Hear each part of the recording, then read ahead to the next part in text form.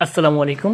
2026 সালের এইচএসসি পরীক্ষা নিয়ে একটি গুরুত্বপূর্ণ আপডেট তথ্য এবং নতুন একটি সিদ্ধান্ত নিয়েছে মাধ্যমিক ও উচ্চ মাধ্যমিক শিক্ষা বোর্ড। এখানে বলছে অভিন্ন প্রশ্নে এইচএসসি পরীক্ষা নেওয়ার সিদ্ধান্ত। সামনে 2 সালের এইচএসসি পরীক্ষা অনুষ্ঠিত হবে।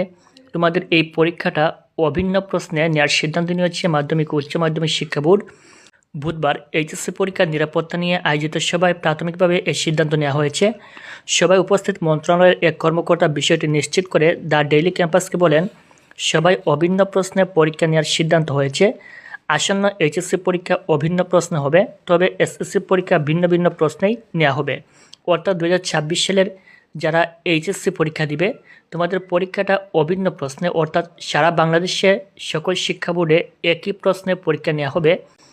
পূর্বে যে নিয়ম ছিল, এটা ছিল বাংলাদেশে যে 8টি শিক্ষা বোর্ড রয়েছে এবং মাদ্রাসা শিক্ষা বোর্ড এবং কারিগরি শিক্ষা বোর্ড সহ এই 10টা শিক্ষা বোর্ডের আলাদা আলাদা প্রশ্নের পরীক্ষা নেওয়া হতো।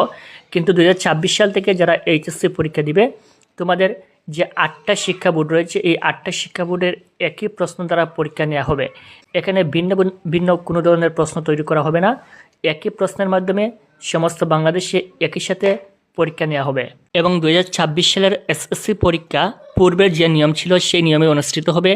21শে এপ্রিল থেকে শুরু হচ্ছে 2026 সালের এসএসসি পরীক্ষা। 2026 সালের এসএসসি পরীক্ষায় কোনো ধরনের পরিবর্তন হচ্ছে না। এটা যথারীতি পূর্বের নিয়মেই কিন্তু পরীক্ষা অনুষ্ঠিত হবে।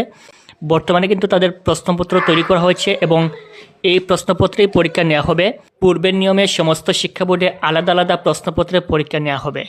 এই ছিল তোমাদের পরীক্ষা নিয়ে একটি গুরুত্বপূর্ণ আপডেট। পরবর্তী 2026 সালের এইচএসসি পরীক্ষার সকল আপডেট পাওয়ার জন্য চ্যানেলটি অবশ্যই সাবস্ক্রাইব করে রাখবেন। Thank you so much.